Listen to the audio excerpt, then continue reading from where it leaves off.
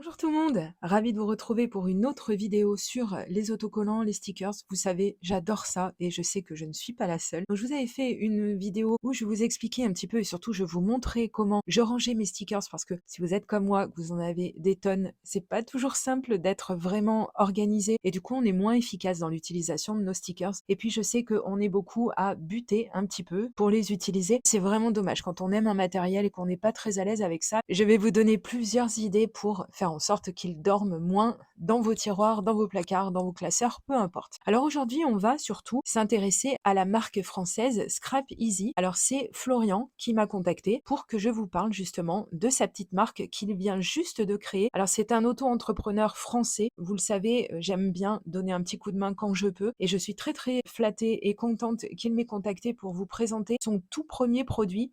Alors attention, ça vient de sortir, donc pour l'instant, il n'y a pas encore grand-chose de disponible, mais vous avez quand même le set de stickers que je vais vous présenter. Il y a quand même de quoi faire. Je vais vous expliquer tout en détail juste après et je vous parlerai un petit peu tout au long de cette vidéo du pourquoi, du comment. Alors ils arrivent comme ceci, donc ils sont très très bien emballés. Comme je vous l'ai dit, Scrap Easy, c'est une marque française, donc n'hésitez pas à mettre pause et à flasher le QR code comme ça va vous emmener tout de suite sur la page Instagram de Scrap Easy. Comme ça, vous pourrez farfouiller et vous familiariser un petit peu avec cette page. Alors, il faut savoir, comme vous pouvez le voir, que les autocollants sont résistants à l'eau, que c'est effectivement fabriqué par une entreprise française, que c'est pensé par un papa et ses deux enfants. Ça, c'est vraiment super. Et j'ai vraiment hâte de pouvoir vous montrer un petit peu ce que j'ai fait avec ces produits. Vraiment, en les ayant eu en main, je peux vous dire que c'est vraiment de la qualité. De ce côté-là, vous êtes tranquille. Et en plus, comme vous pouvez le voir écrit, il y a quand même 10 planches et 246 autocollants. Donc, pour moins de 10 euros, on aide une petite boutique à se lancer parce que c'est jamais vraiment simple de se lancer. C'est toujours une grande aventure.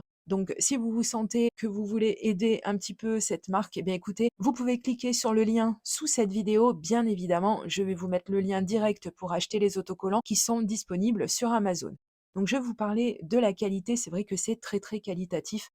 Quand vous les aurez dans les mains, vous comprendrez de quoi je vous parle. Et donc après, on va découvrir le style de ces autocollants qui est quand même très très moderne. Alors après, on aime ou on n'aime pas. Personnellement, j'adore. Je trouve que la patte de la graphiste, c'est quelque chose quand même parce que avec pas grand chose au final, juste cette petite touche de couleur. Alors bien sûr, il y a les designs qu'il a fallu créer, mais la petite touche de couleur qu'on voit à l'arrière, je trouve que ça met vraiment tout en valeur. Je vais vous toucher deux petits mots sur le créateur de cette marque, puisque oui, c'est un monsieur. Donc il s'appelle Florian et avec ses deux enfants, comme lui, il voulait se lancer dans la niche des loisirs créatifs et voulait créer des kits de scrapbooking. Mais bon, c'est vrai qu'avec la concurrence chinoise, c'est pas toujours simple et qu'en France, tout coûte cher. Donc, il a préféré d'abord s'orienter du coup sur des stickers, des autocollants, parce que comme ça, il va pouvoir s'adresser au monde du scrapbooking. Mais comme vous pouvez le voir, ils sont aussi exploitables si vous avez des enfants. Les enfants aiment beaucoup les autocollants, donc c'est vraiment quelque chose de super. Et puis, comme ça, je le redis, on aide une petite boutique à se lancer, on l'aide à se faire connaître, etc. Et on va pouvoir tous ensemble lui donner un bon coup de main. Donc ils sont dessinés et imaginés en France et bientôt les autocollants seront imprimés en Europe. Et donc si j'ai bien compris, après les autocollants, il y aura encore d'autres produits qui viendront, mais ça c'est pour un petit peu plus tard.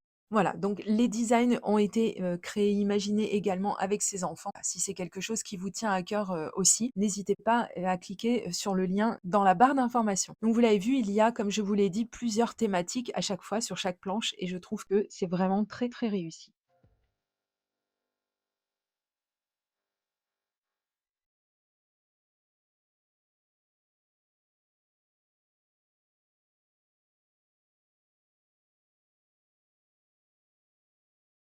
Comme on parlait de qualité, je vous montre que quand on essaie d'enlever un autocollant, bon, c'est pas que c'est compliqué, mais on sent que la qualité est là et que c'est pas des choses qui se décollent vraiment facilement, comme par exemple, évidemment, je vais faire le parallèle avec Action, vous l'aurez compris, on n'est pas sur le même genre de produit ici, on est vraiment sur quelque chose de qualitatif. Et je vais vous donner une première idée pour vous servir de ces stickers. Je vous ai parlé, et puis vous les voyez de toute façon, des couleurs qui figurent très discrètement et pourtant très efficacement sur chaque autocollant. Et je vais vous montrer si vous êtes un petit peu perdu, vous ne savez pas toujours comment utiliser tout ça. Ce qu'on va faire, on va rester sur quelque chose d'affreusement banal, c'est-à-dire qu'on va se fier à la couleur et qu'on va la suivre pour éviter les fautes de goût.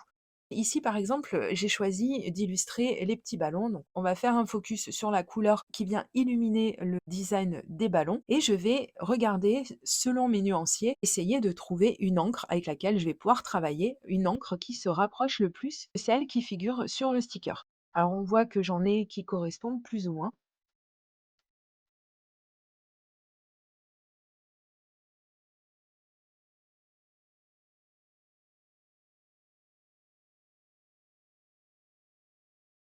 Et puis enfin, je vais trouver la bonne teinte. Donc là, je suis très contente, même si on n'est pas exactement dessus. Ne soyez pas frustrés, on est dans l'à peu près, on est dans l'art, donc il n'y a pas de problème. Mais ici, je tenais vraiment à avoir quelque chose quand même d'assez approchant. Je vais découper mon devant de carte. C'est sur ce papier que je vais venir apposer l'encre, puisque oui, c'était une encre distress, donc j'ai de la chance. Je vais pouvoir créer un fond.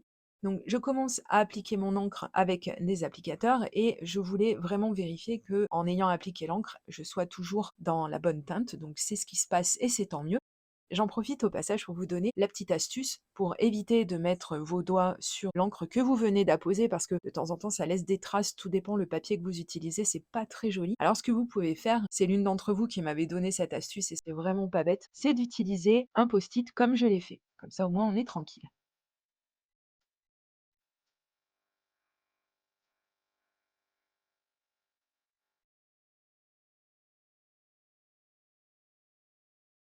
Ensuite, là, je vais commencer un petit peu à galérer. Alors, rien à voir avec les autocollants, mais avec le tampon que j'ai choisi d'utiliser. C'était la première fois que je l'utilisais. Ce tampon, il vient d'Action, je pense que vous l'avez reconnu, et c'est pas pour de nouveau envoyer des pierres dans le jardin d'Action. Mais là, il faut reconnaître que même avec ma plateforme d'aide au tamponnage, mais j'ai galéré. Et encore, je reste poli. Vraiment, il a fallu que je m'y reprenne à 10 fois pour arriver à avoir quelque chose qui ressemble vraiment de près ou de loin à un tamponnage réussi, entre guillemets.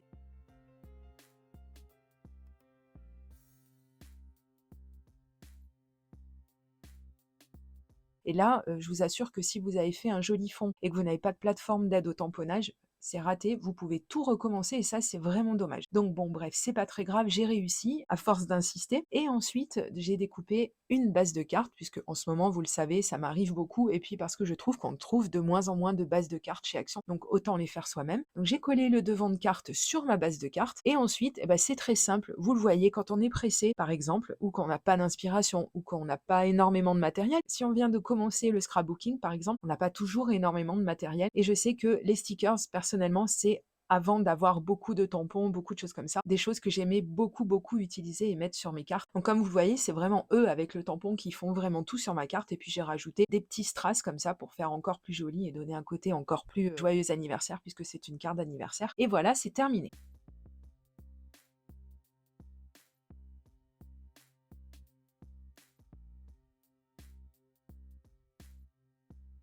On va passer à la deuxième idée et personnellement, la façon dont j'utilise le plus mes stickers, c'est sur mon Project Life. J'aime beaucoup, beaucoup. Je pense que si j'avais un planeur, je les utiliserais beaucoup plus sur mon planeur, mais j'ai pas le temps de faire un planeur, clairement. J'ai un agenda, mais je note des choses dessus et c'est tout. J'ai pas le temps de l'illustrer, c'est bien dommage. Alors, ce que je vais faire, j'ai découpé avec un des dies de chez Craftelier qui me permet d'avoir directement, sans avoir à prendre de mesure, à avoir directement la mesure d'une carte de Project Life. J'ai arrondi les coins, puisque vous le savez, mon Project Life est comme ça. J'ai utilisé un tampon alphabet, il est très très beau ce set de tampons, je l'adore. Donc j'ai écrit le mot vacances, je pense que tout le monde sait lire, merci Christelle. Et ensuite, j'ai tout simplement fait un amoncellement d'autocollants.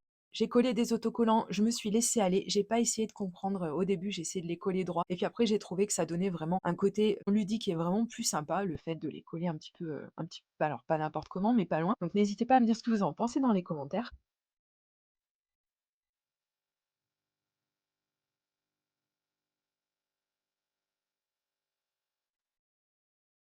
Et la troisième petite astuce, je vous en ai déjà parlé dans des vidéos précédentes, c'est d'utiliser vos stickers en tant que die cut, tout simplement. Donc c'est très simple, ça c'est une astuce que tout le monde connaît ou presque.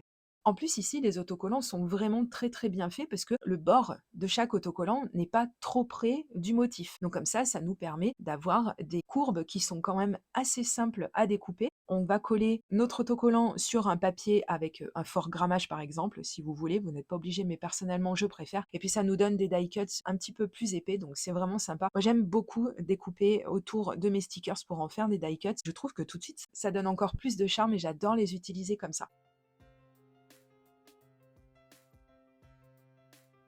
C'était des petites idées pour, vous donner envie d'aller rendre visite à Scrapeasy sur son compte Instagram. N'hésitez pas à me dire, vous, comment vous utilisez les stickers dans votre scrap parce que c'est pas toujours évident, comme je vous le dis et je sais que je suis pas la seule à penser ça. Donc merci pour, votre commentaire, merci pour le petit pouce en l'air également et je vous dis à très, très bientôt pour de prochaines vidéos création. Gros bisous, bye bye.